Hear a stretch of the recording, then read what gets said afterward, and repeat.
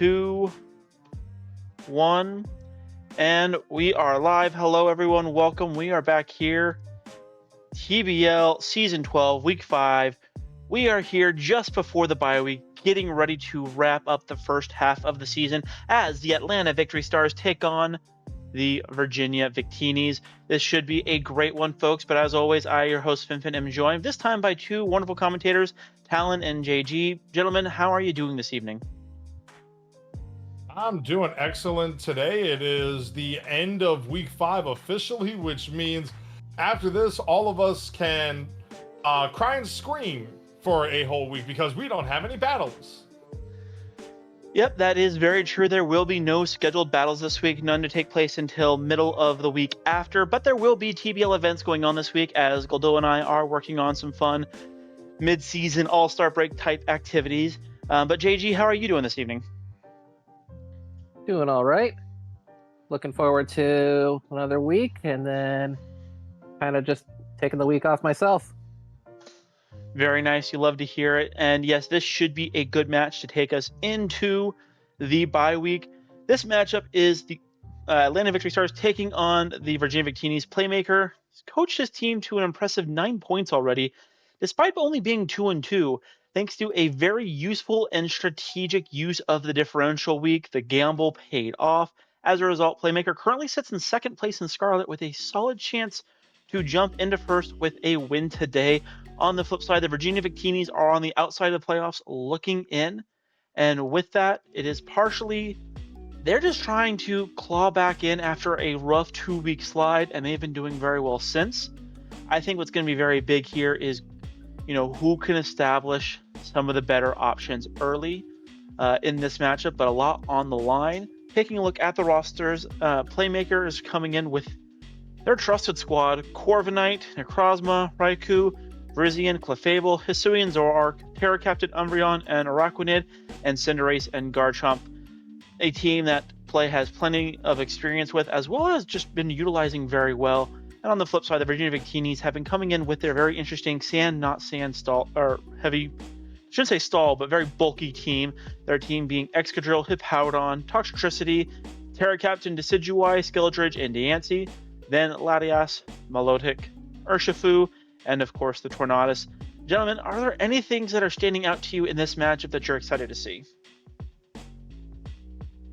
Well, at first glance, when looking at the teams right now and then looking at the schedule, like you said, right now the Atlanta Victory Stars and Playmaker, they are sitting at a 2-2 record with only 9 points. So if they were to win 4-0 this week, even though the Canadian Cerulege have already used their differential week, it would not matter. The Atlanta Victory Stars with a 3-2 record would be better than the Canadian Cerulege, which you don't necessarily think a 3-2 is better than a 4-1. Do you, gentlemen? No, and just as a clarifying, the Canadian Cerulege have not used their differential week. Playmaker has. So one point of clarifying is that it's Playmaker who's used it, and that's what put them in this position, whereas the Canadian Cerulege have not yet used their differential week. Oh, I flipped it. Yep, I figured that was the case. Simple. You said what you... everything else you said was accurate. It was just more a matter of just making sure we quickly called that out. But I absolutely agree, and I think it's going to be a very interesting matchup because you have two teams that have some very interesting recovery stats between Wish Pastures on the Atlanta Victory Stars side and Recover and Roost on the Virginia Victini side that I really think this is going to make it kind of a who can last longer in this matchup until some sort of late game sweeper is able to come in and clean things up. Taking a look at the Virginia Victinis, JG, is there any Mon that you're excited for in this matchup? Probably on for the I think it's for the Victinis. Well, love seeing the Urshifu there. Because this team, basically looking at the lineup there, this lineup screams firepower. And you got Playmaker's lineup that basically says, I'm going to be here way past my best before. Yeah, I think that makes a lot of sense. Urshifu to me stands out as well because we've seen Playmaker this year utilize a lot of things such as iron defense, screens, and things of that nature. So having them on with guaranteed crit to break through those can go a long ways in this one. So I think that's a interesting mon to keep an eye out for here. I'm really interested in this because it really comes down to, I think, who's not going to have the check and answer. Because one of the things we've seen with the Virginia Victinis all season is they usually have a dedicated mon that can wall off their opponents, with Skeldridge being able to use Will-O-Wisp and slack off with Unaware. You have potentially Dragontail the Milotic, which can also use Marble Scale. So just there's a lot of bulk, a lot of recovery, and a lot of things that can become answers for others. Whereas Playmaker, it tends to be a lot of the mons that want to go burr and just chip down over time. We often see Garchomp going absolutely insane. So I think it'll be interesting. And also I always forget to do this, just in case you gentlemen weren't able to see the screen at the moment. But yeah, I think this is going to be an interesting one, and I think we should let the coaches go ahead and start their battle.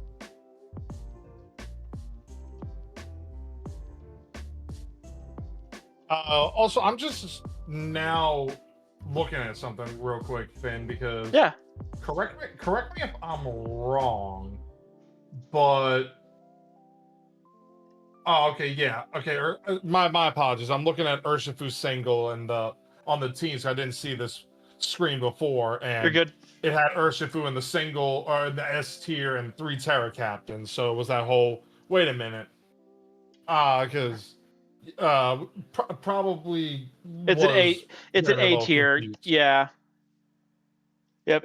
Urshifu is A tier. It's in the S tier on the draft sheet just because since there was no S tier taken, the extra A tier slides up into it.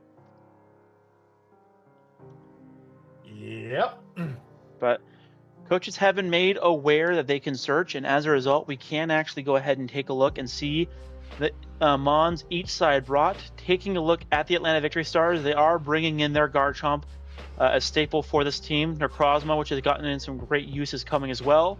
Raikou, Corviknight, Clefable, and of course the Umbreon are rounding out the rest of this team. On the flip side, we do see that they are going with Tornadus, Skeldridge, Urshifu, Excadrill, Toxtricity, and Milotic. So going to be interesting here. It definitely looks like a matchup of hyper offense versus hyper defense right now, Finn, because there is a lot of bulk on the side of Playmaker and the Atlanta Victory Stars. Meanwhile, it looks like Mike really wants to go by his namesake and just wreck everything. The irresistible force and the immovable object. When do we time travel back into 1986 and WrestleMania 3? What happened in WrestleMania 3? Hulk Hogan versus Andre the Giant. See, all I know is Andre the Giant for his amazing theatrical debut in Princess Bride. I was about to say, like, you're like the suspense right there, JG. The suspense was like, what was he like trying to give us his own acting background there, which would have been awesome, by the way. Would have been awesome, but I really wonder what would have happened there. But let's get into this matchup, guys. And it looks like Mike is gonna lead with the Excadrill and Playmaker leading with the Raikou. So right off rip, Mike is putting on some big pressure with this Excadrill. Yeah, I mean, you can't afford to stay in because Earthquake does just kill Raikou. I mean, Scald can go hard, and if it gets the burn, it would be able to then live, but it's not worth the risk. So we're just seeing a hard swap out here going into the Corviknight, anticipating the Earthquake. So this could be a free turn of Stealth Rock. But then again, Corviknight does get Defog here. Corviknight does get Defog here, and it comes out and it shows that it's a pressure Corviknight this week, not a mirror armor. And it was just an Earthquake turn 1, which doesn't do anything to this flying bird. Yep, so we are just going to see momentum go to Playmaker side, electing to click U-turn here. I think that makes sense in this case since you don't have a lot of offensive pressure.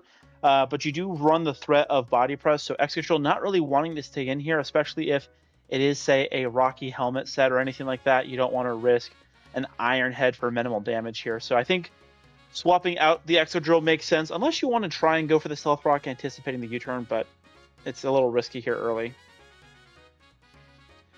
Exo-Drill goes for that Stealth Rock here, getting those hazards up. So now Corviknight, very interesting position here because the U-turn will come out, and there are no heavy-duty boots on Playmaker's side. So until Corviknight comes back in and gets a defog up, these rocks are staying up and something's taking some hazard damage.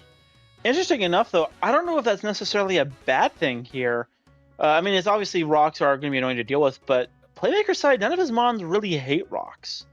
It's all either resist or neutral, and a lot of the mons that are neutral have leftovers and recovery to where it kind of doesn't play a huge factor. So I don't think there's any immediate risk that says, hey, I need to get out now. I'm definitely in that mentality right now myself, as Excadrill fearing an Earthquake here from this Garchomp, which would knock it out in one shot, is going to switch in the Milotic here. Earthquake was the move of choice. This is a very physical defensive Milotic, and it still took nearly 50% from that Earthquake. Yeah, Earthquake doing the higher end of the roll there. Earthquake right now calculated to do 38 to 45%.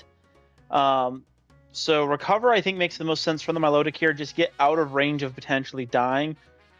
Well, at the same time, Garchomp's threatened because you don't want to deal with a Ice Beam and you don't want to deal with a Skull Burn, so you just need to get out to be safe. It is very interesting here with the potential of the Scald, which again, Playmaker at this point does not know that Milotic has. There is the threat of Scald being a move that it could click here, but also if Playmaker wanted to set up with this Garchomp here, it has Dragon Tail, and Milotic is naturally slower, so you couldn't walk around that. But we're going to see Raikou come in here, and there goes that pressure again, trying to pressure this Milotic. It was Skull doing good damage to the Raikou, and the 30% burn activates. Feel the burn. Yeah, absolutely huge burn there. And I think one of the bigger things there is that's going to go a long way, potentially giving some confidence to Playmakers. Like, hey, I had a Garchomp in. You didn't click Ice Beam. Is it because you don't have it or because you were trying to make the safer play? And now this Raikou, the burn, it's definitely impactful. It puts the Raikou on a clock, but it's actually not that huge because this primarily purpose is to set up screens here so something else can come in and set up. So Milotic not able to stay in, going to be forced to switch. This is going to be a free screen turn if so desired, which is going to be interesting here as we see Reflect come up. So now the Excadrill's attacks without a crit are going to be doing half as much. I don't think anyone the fact that Raikou is at 50% though now, it begs the question whether or not Excadrill with this Reflect up could knock out this Raikou from this range, because oh, it absolutely could. Because Playmaker doesn't know just yet, but this Excadrill is there's no investment in this Excadrill. No, there is not. But even with none at this range, Earthquake is guaranteed to kill, just because of the fact that Raikou doesn't have that much defense naturally, only base 75, no investment in this case. So at this range, even through the Reflect, Earthquake's just killing. So Corviknight is the safe thing to come in here. And Excadrill really doesn't have anything to touch the Corviknight. It's got Iron Head, Rapid Spin as the last two moves, and it'll actually be taking more damage from a Rocky Helmet than it'd be dealing. So I'm wondering if we see a bold read from Mike here and a double switch, anticipating the Corviknight to come in. We're going to see Raikou switch out first because Raikou is naturally faster than this Excadrill without a Rapid Spin.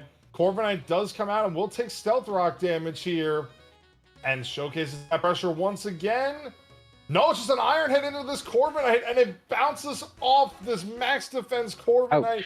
Takes Rocky Helmet damage to boot. Now, here's the thing.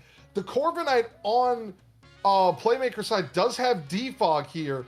Defog will not only remove the hazards on Playmaker's side, it's going to remove these screens too. Yep, that was going to be the next point I was going to make, is this is the downside of defog being your hazard removal.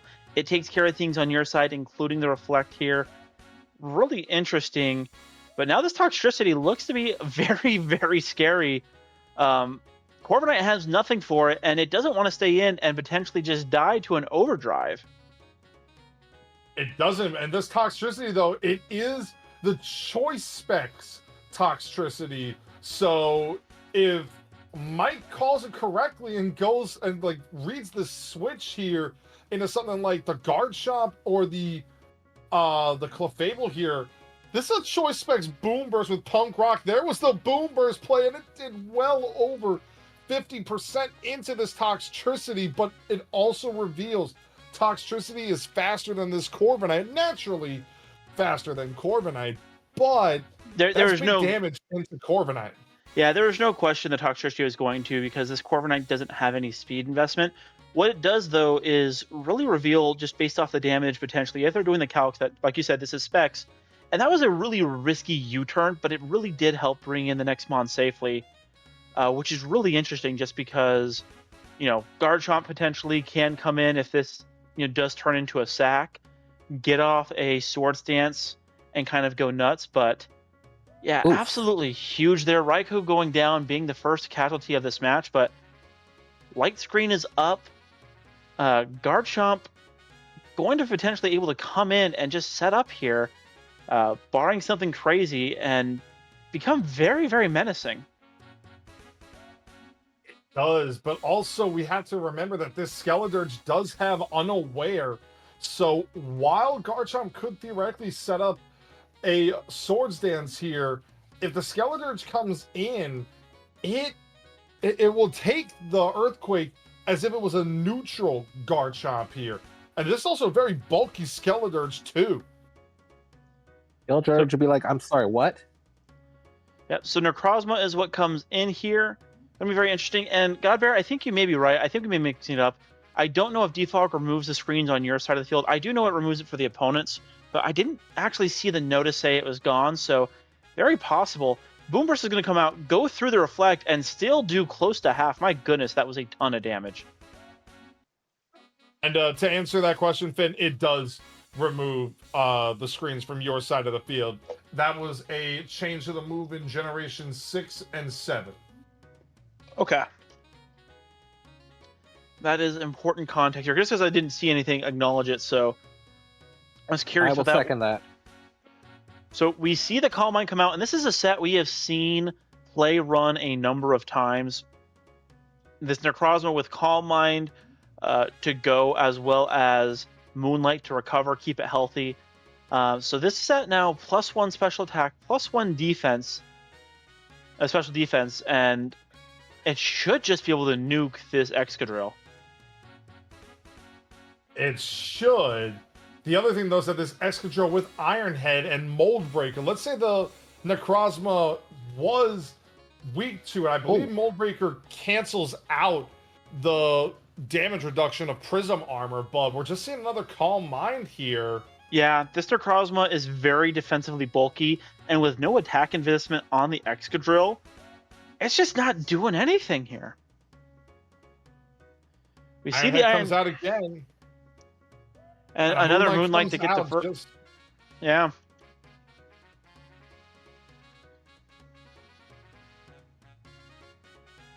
And here comes the Earth Power. This is going to sting.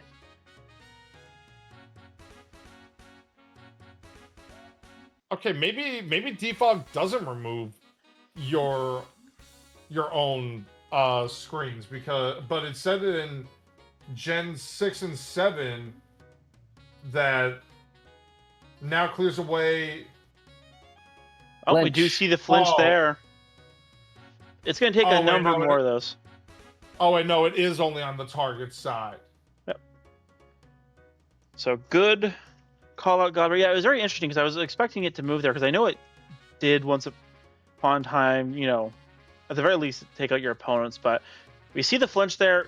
We're not seeing any risk here from Playmaker going just for a Moonlight here, trying to get back to full, likely wanting to stay out of range of something else popping off. It's just kind of a question of how many flinches can Wreck-It Mike really count on here. It is also interesting because the Skeledirge doesn't care about all this, and so it's going to ignore the setup, and we see a huge damage pop off there from the Earthquake. Maybe Necros was trying to avoid Urshifu. Very possible. We see another Earthquake pop off. Shouldn't take it below half, so this will get back to full. But that's 4 Moonlights already on Necrozma, so it has only 4 Moonlights remaining for the remainder of this battle. But even still, this Earth Power should be knocking out a certain Badger Mole with Sharp Claws. Yep, Excadrill absolutely goes down. It was actually able to go down at just +1 there, even with the defensive HP investment and the Spadef investment, just because of the pre-damage that it had already taken, dropping it below the 90% threshold. So it's absolutely going to die now that it's at +2. It's just really a question of, do you try to preserve this if you're Mike? And we see that they elect not to. Going to go for another Earthquake. Get some big damage. It feels like it's doing more damage as the match goes on, which is interesting. Because it says here that Earthquake should only be doing about 20%. No, I still have Reflect up. That's why. I hate that with the calc sometimes when you forget you got something click that is no longer there. Well, we see that Excadrill goes down, so at least one Pokemon is down on both sides of the field here. Now we're going to see the Single Strike Urshifu make an appearance for Mike. So now, very interesting position here for... because we're going to see the Colbur Berry. This is Choice Band, though, and Necrozma lives with the Colbur Berry. Yeah, unfortunately, I just don't think that this is going to be able to do enough damage back. +2 Earth Power, I don't think kills. Now I take it back. Oh, I'm wrong. Urshifu has no special defense. Urshifu's special defense is so low. That's why when you see Urshifu Single Strike and VGC, they almost always are carrying the Focus Sash, unless they're on a hard Trick Room team, in which case they'll be running a Choice Band with 0 IV in speed, so they can be slow in Trick Room. Okay, gentlemen, I'm not crazy. There was only a 12.5% chance that O code at +2. That was a... there was still a chance. Yeah, there was a chance. It's just, it was a lot closer than I would have originally thought. But we see Necrozma now does go down after picking up 2 huge kills. Toxtricity is in, and this is where it kind of gets a little spooky here, just because Boomburst is going hard. But yes, Godbear is right. That was a dirty roll. Just looking at the calc, Urshifu from an Earth Power is taking 85.7 to 101 damage. There's only 2 rolls there in which the Urshifu goes down.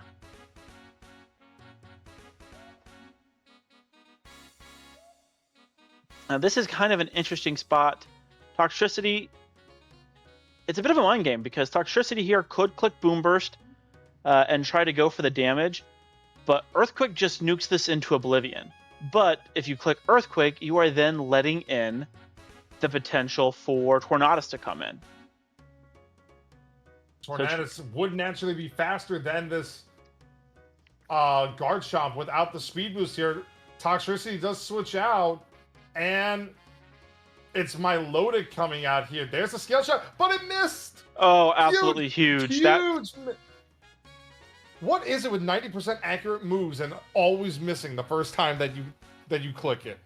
Oh my goodness.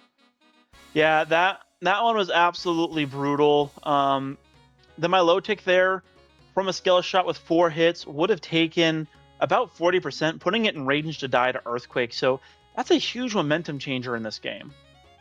We see Clefable come out. Dragon Tail not going to do anything here. And this Clefable looks to be annoying. It's running just 1 offensive move of Moonblast, but it too is unaware with Protect, Wish, and Thunder Wave. So going to be kind of interesting to see what happens here. But we're going to see Toxtricity return back to the field here. And the thing is now, gentlemen, very important to note, this Toxtricity, you can still go for stuff like Boom Burst, but until that Corviknight is off the field, you can't go for Sludge Bomb as freely as I feel like Mike wants to be going for right now. I feel like Sludge Wave is too risky. It lets the Garchomp in relatively well as well, even if the Corviknight goes down. So we see the Wish pop off. It's going to be a hard swap into the Umbreon here, which is the Terra Captain that has not been revealed yet. Umbreon, I love that shiny so much. Oh, here comes that Choice Specs Boom Burst, and Umbreon eats the Choice Specs Boom Burst there, just showcasing the power of that base 130 special defense. Yeah, Boom Burst is doing 46 to 54, so between Moonlight and a couple of other things, Umbreon can just kind of sit here for a little while. Very curious to see what they elect to click here, because the only Dark Resist was Urshifu is gone. So Foul Play is just kind of free to potentially click. But instead, we're just going to see Umbreon hard swap out. And I think this Corviknight is just about to die to a Boom Burst here.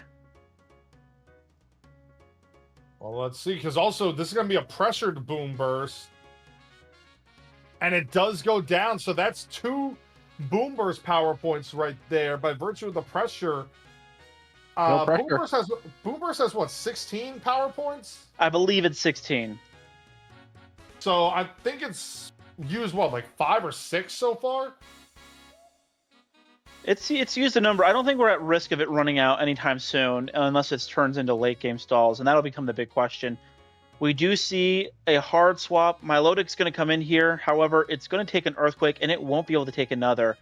And at this range, I feel like you got to go for the Scale Shot and go for the attack boost. And Cloudsire, for your question, no, Boom Burst is 100% accuracy, so unless there is some sort of evasion or accuracy status change, Boom Burst does not miss. The main drawback from it is because of the fact that it's a normal type move, it's not super effective against anything. So it does kind of big damage. You'll see that with a lot of normal type moves, that they don't have as many drawbacks just because they don't have any situations in which they're super effective. But Garchomp picking up a huge kill there, getting a big speed boost. And this is still a very close one, as now that Milotic's gone, there are some very intimidating threats that may not have an answer for it. Both also coaches. Also important to know both sides only have 3 Pokemon left. So they are fighting for those 2 points in the win. But if each trainer loses another Pokemon, it is a guarantee that each side will get a point. Yeah, so this is going to be a very crucial position for both sides here. Interesting enough, Garchomp here, if it were to land a Stone Edge, could potentially kill the Tornadus, but Tornadus has Icy Wind, which it is really, really scary for the Garchomp here. And so even with the speed boost, I don't know if you're wanting to risk it. And with the Life Orb, I'm not even sure Garchomp can live. It would. Well, actually, I take it back. I need to take a look and see what the Garchomp's exact HP is. From full, it lives. But instead we see it was a U-turn there. Ooh. Play could have made... I mean, that was a very risky situation there. Play could have tried and called it there. And if he would have called it, that would have been... Especially with the fact that it's Metallica, but also all that is left in the back for Mike, with the exception of the Skeletor, but Skeletors hasn't terastallized yet. Both of those Pokemon are weak to ground moves. Yeah. So we see here... neither team having used their Terra yet. Boom Burst comes out again. Really good read here from Play. Clicking Protect. Knowing that this is Specs Toxtricity. Wanting to scout what move is going to be clicked here. And we see Wreck-It Mike just goes for the safest option of, hey, I'm just going to click a move that hits everyone. And we're all going to have a good time.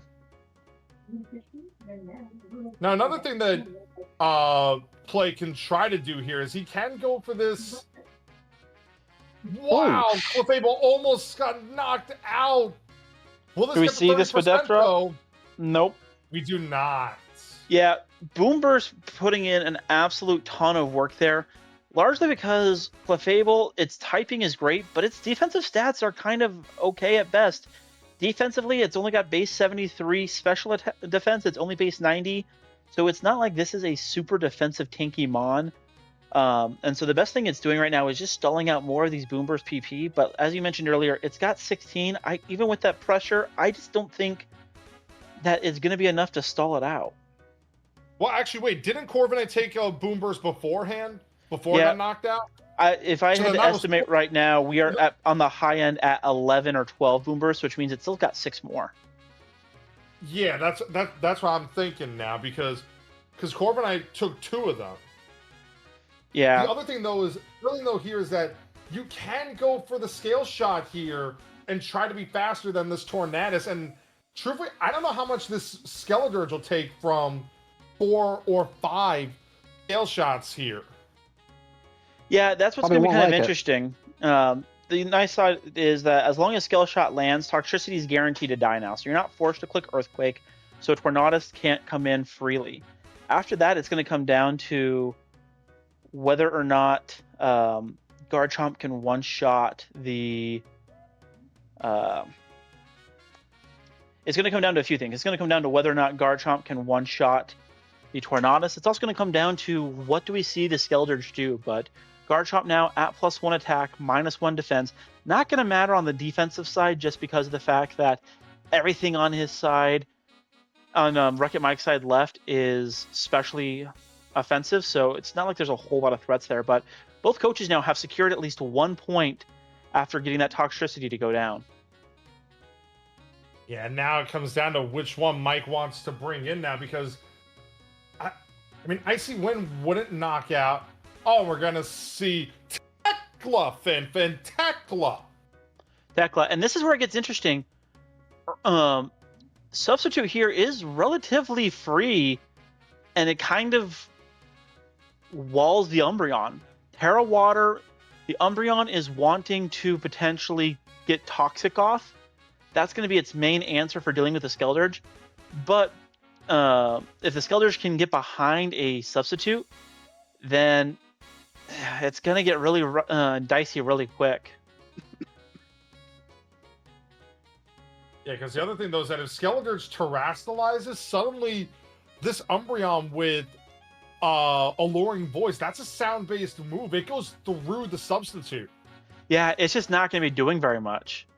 We see Torch Song come out instead, so it is going to do a little bit of damage, get a boost, but no reveal on the Terra yet. No fear. Yeah, I'm a little surprised we didn't see the substitute, but if this Umbreon goes to click the Toxic, barring a miss, it's going to outspeed and Toxic the Skeledirge. We do see Terra come out here for the Skeledirge. It is going to be Terra Water in this case, but if this Umbreon can land the Toxic, it's going to put Skeledirge on a clock. And it does hit the Toxic!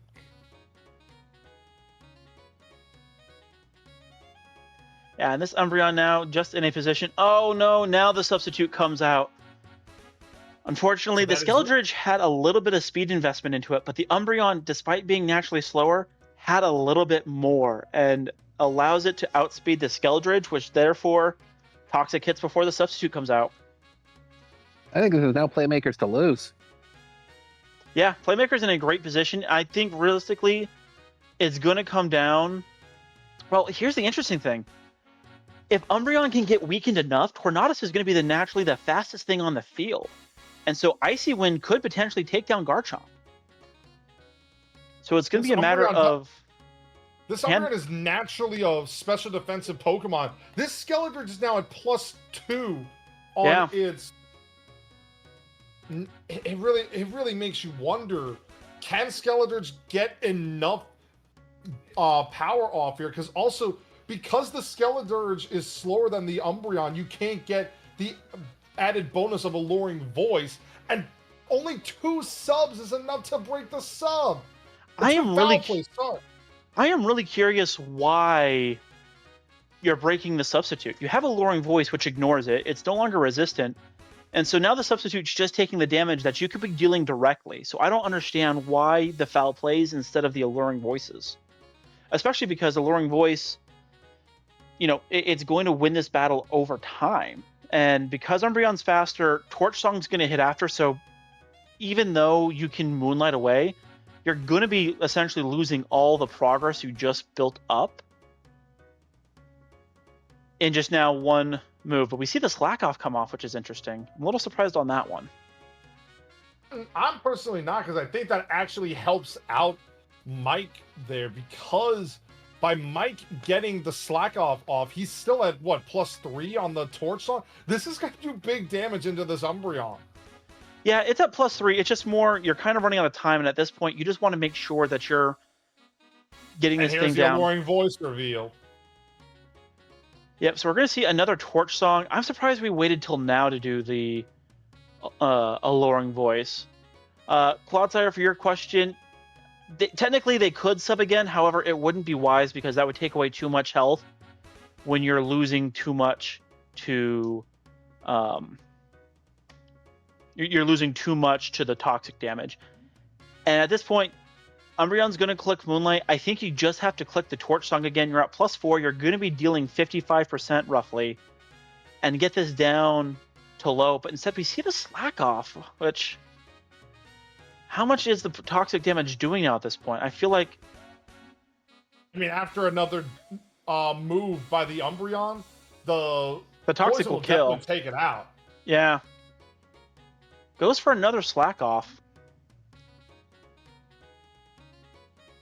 I'm not 100% sure on that one. I feel like you just got to go for the damage here. Yeah. I don't know how much damage Torn will be doing, but a +4 torch song here. I mean, that could probably put it in range of a Life Orb Hurricane. This Umbreon needs to be down into the 30s to have a chance. Going for another slack off here. Prolonging the inevitable. Yeah, it's you're taking more damage than you're recovering between the toxic and the damage. I feel like you just got to go for the Torch Song here. Down to a sliver. We see the Torch Song come out. All right, 186. Oh, this is going to be interesting. So it's going to take leftover recovery. 210. It's a 210. Can this Tornadus knock it out with a Hurricane, you guys think? Not without a crit. Hurricane's doing on a high end 37.5. So it would need to first land, then get a crit, then be a higher roll crit for it to kill. So the bigger question is going to be, we see the Hurricane come out, that is going to miss, and this Umbreon's going to be able to recover. The 70% accuracy comes back to hurt the Tornadus. Yep, and so Toxic is all that really Umbreon needs to click here. We see the Hurricane come out. It's going to miss again. And a Toxic puts this game on a timer. Yep. 70% of the time doesn't work at all. Yeah, I mean, really, the only thing that the Tornadus needed was to kill the Umbreon and still be alive just to give it a chance. But unfortunately, I don't think it's going to matter, because the other thing to remember is Life Orb Chip is going to factor in. We do see the Confusion land. Will it hit itself? Umbreon is confused, and it breaks through in one. Foul Play, that's huge damage. Yeah, Foul Play looks like it's doing 35 to 42%. So as long as we don't see a Confusion self-hit, I think this is game, and Umbreon's going to take it. Waved it off. Yep, so that is going to be a win for the Atlanta Victory Stars. Umbreon there, in the end, able to come through and pick up a very clutch win. Going to unmute Playmaker now, as both coaches are joining us. Gentlemen, welcome. That was a fantastic match.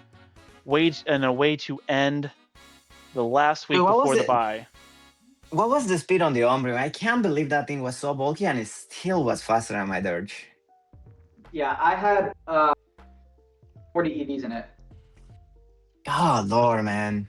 I think it was like 186 speed, 185, 186.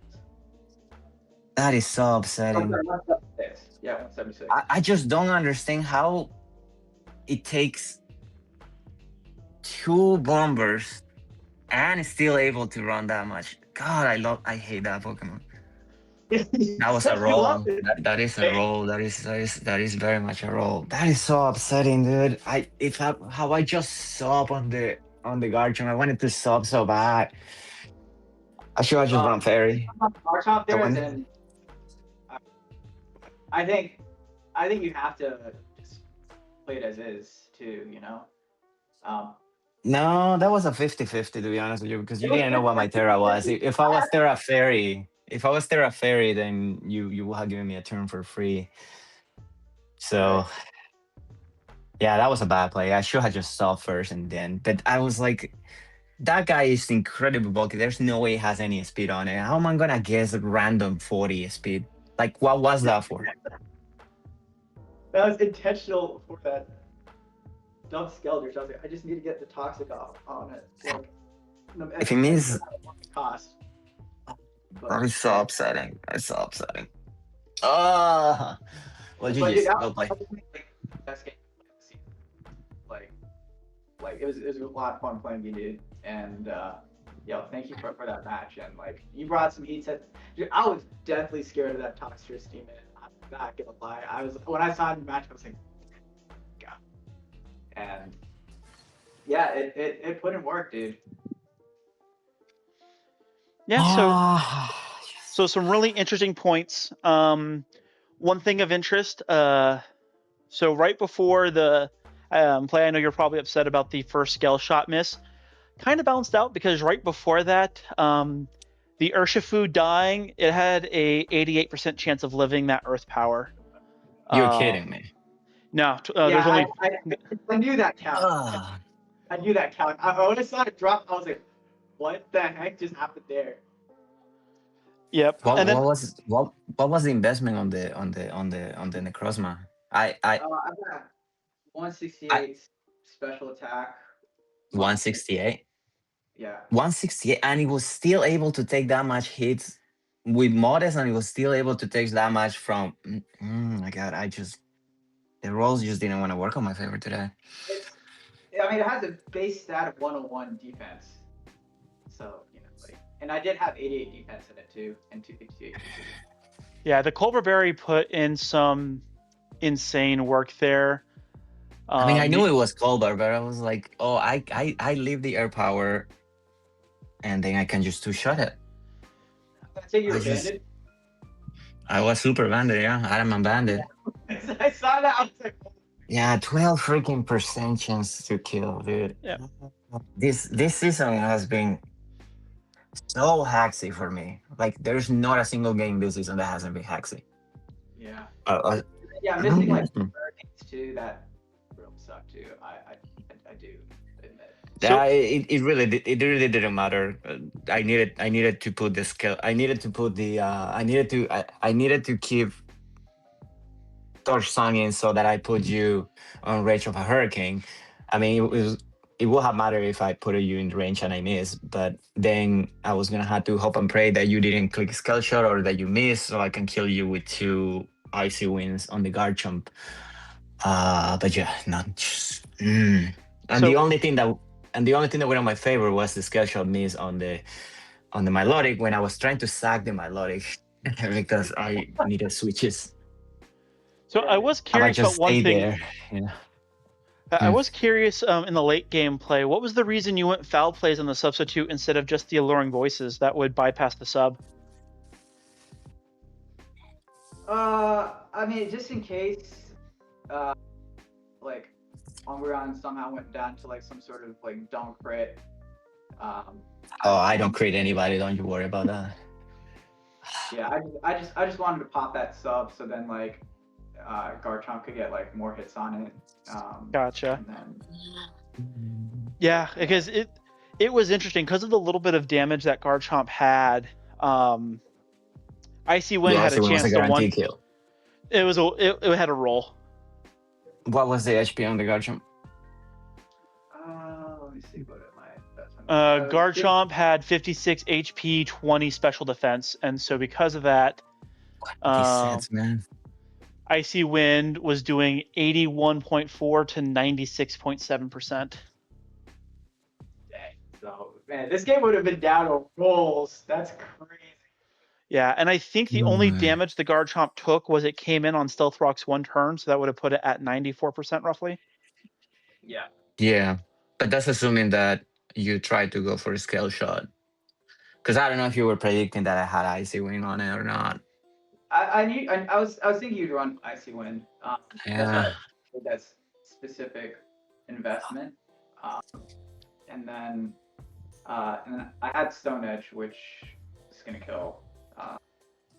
So If you lived the Icy Wind and Stone Edge landed, it would guarantee to kill after the Life Orb chip. Yeah. gosh. But Mm-hmm. no, that was obviously, I know not the results you're wanting there, but that was an insane match, really down to the wire, very, situational plays until the very end. Toxtricity put in some insane work. It's just Umbreon is so mother effing bulky. It is ridiculous the work that it can put in. And in this, honestly, I think it just came down to the fact that Umbreon had the 40 speed EVs. Otherwise, Skeletor's outspeeds, you get the substitute up, and it just is able to win from there. But yeah, that is going to do it for us in this week. After the end of this match, play, you still remain in second place in the Scarlet Conference at 11 points, tied with points with the Canadian Saraledges, but they do have the head-to-head on you in terms of wins versus losses. Virginia Victinis, you are tied for third in the Scarlet Conference, so still very much in the hunt for playoffs as we go into the back half of the year. But coaches, fantastic match. We appreciate you guys putting on the show for us. Any final words before we wrap up? Mike, crazy good games to you. Best of luck for the rest of the season. And let me know if you ever want to do mock mocks or anything like that. No, GG's, man. I'll play. I've got a good question for Play and Mike. You guys are now on a bye week. What are you gonna do next? I had 2 other leagues that I had to play. Oh, No, what was Mike's answer? He has 2 other leagues he has to play. I was looking at doing some transactions myself. What specifically they are, I don't know just yet. If you're wanting to make trades, I believe Boyd's looking for a partner. Yeah, we've been talking. It's definitely a possibility. I don't know 100% yet if I want to do it just yet, but no, that's fair. We'll get there. The only thing I'd say is don't trade the Necrozma. I feel like you've been doing some insane work with that mon so far.